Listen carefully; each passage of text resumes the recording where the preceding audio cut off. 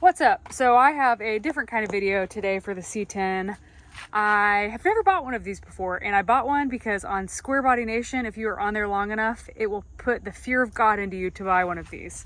I am taking precautions that I normally wouldn't take, but there are so many different wires in there, it makes me nervous. So with that being said, I'll show you what I bought. I bought a fire extinguisher. So, looking at this fire extinguisher, first thing that you're going to notice is there is a piece of duct tape on the pin. The, what is it called? Tampering tag, or whatever you want to call it on here. It just didn't sit well with me that I'd have to break that in order to get the pin off, or I'd have to pull the pin hard enough to hopefully break that tampering tag. The whole purpose of that tampering tag is to let anyone be aware that this fire extinguisher has not been used yet.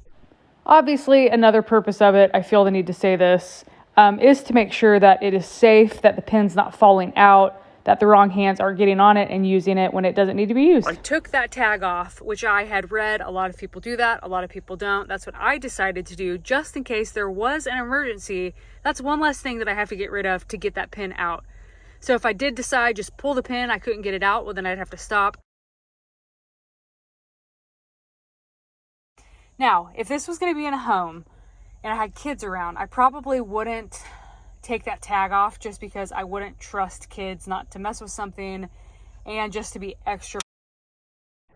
Anything that I have ever gotten in the past that should be simple is not. So a tag that you should simply be able to pull off, in my luck, would not be. So I'm removing one more step that would keep me from putting out a fire. If kids were around, 1000% I would have this to where it wouldn't be off. But no kids will be in this truck, so I'm good.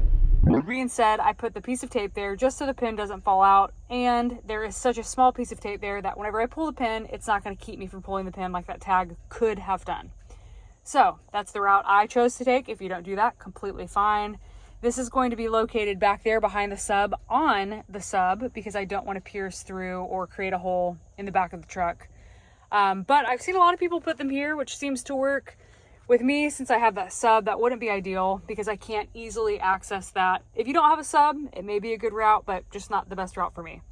So I'm going to put this in my drill. I am going to install this, which will be this way, like that. The neck of the fire extinguisher goes in the top, and then that padding's right there just to keep any rattling from happening. But whenever you put this latch around it, it is tight, airtight. So it's not going to move or anything like that. Now, I'll show you how it's set up real quick with this on it, just so you can get an idea. I am likely going to need 2 hands because it is that tight of a fit. Let's see. Oh.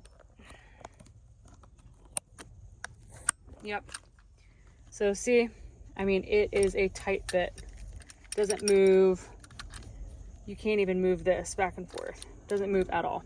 So whenever I take this off, this is going to fly. Oh, there we go. And easily accessible. Pin still stays in because I have that piece of duct tape right there. But right now I'm going to put this in, then I'm going to put that back there and show you what it looks like all set up.